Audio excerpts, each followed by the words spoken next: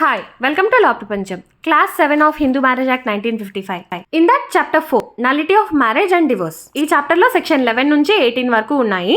ఈ వీడియోలో section 11 and 12 discuss చేద్దాం. Section 11 void marriages. Void marriage అంటే అది ఇనిషియల్ స్టేజ్ ఆర్ మ్యారేజ్ అయిన డేట్ దగ్గర నుంచి అది వాయిడ్ మ్యారేజ్ కిందే కన్సిడర్ అవుతుంది.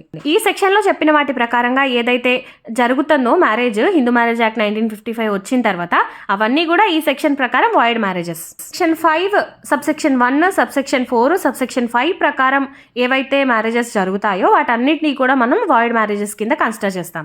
సెక్షన్ 5 సబ్సెక్షన్ 1 ఏం చెప్తుంది? బైగమి. సెక్షన్ 5 సబ్సెక్షన్ 4 ఏం చెప్తుంది?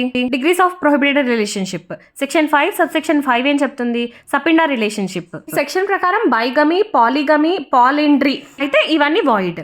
ఓన్లీ మోనోగమి మాత్రమే వ్యాలిడ్ మ్యారేజ్ కింద కన్సిడర్ చేస్తాం. అంటే మ్యారేజ్ చేసుకునే టైంకి వాళ్ళు సింగిల్ అయినా అయి ఉండాలి, డివోర్స్డ్ అయినా అయి ఉండాలి. దీనికి ఒక లీగల్ మ్యాగజైన్ చెప్పొచ్చు, వాయిడ్ యాబ్ ఇనిషియో, అంటే వాయిడ్ ఫ్రమ్ ఇనిషియల్. సెక్షన్ 12 ఏం చెప్తుంది? Voidable marriages. వాయిడబుల్ మ్యారేజ్ అంటే ఆ మ్యారేజ్ వాయిడ్ అని ప్రూవ్ చేసిన దాకా అది వ్యాలిడే.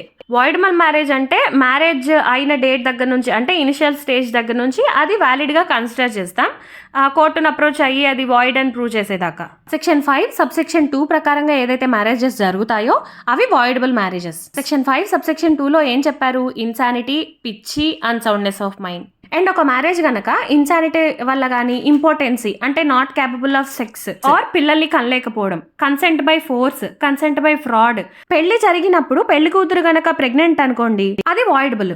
వాయిడబుల్ మ్యారేజెస్ వైఫ్ కానీ హస్బెండ్ కానీ ఎవరైనా అప్రోచ్ అవ్వచ్చు కోర్టుని, అది రద్దు చేయండి అని. ఓన్లీ అగ్రీవ్డ్ పార్టీ మాత్రమే కోర్టుని అప్రోచ్ అవ్వగలరు వాళ్ళ మ్యారేజ్ స్టేటస్ ని మార్చమని. అయితే సెక్షన్ 12 సబ్సెక్షన్ 2లో కొన్ని పాయింట్స్ చెప్పడం జరిగింది.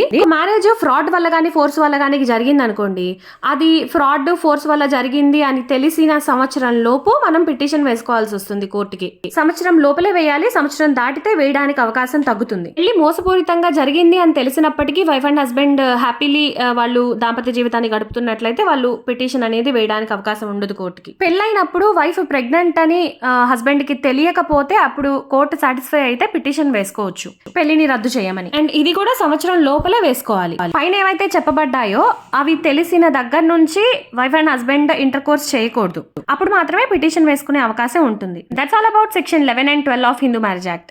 ఓర్పు కష్టపడే తత్వం నీదైతే అదే నీ విజయానికి తొలిమెట్టు. సత్యమేవ జయతే.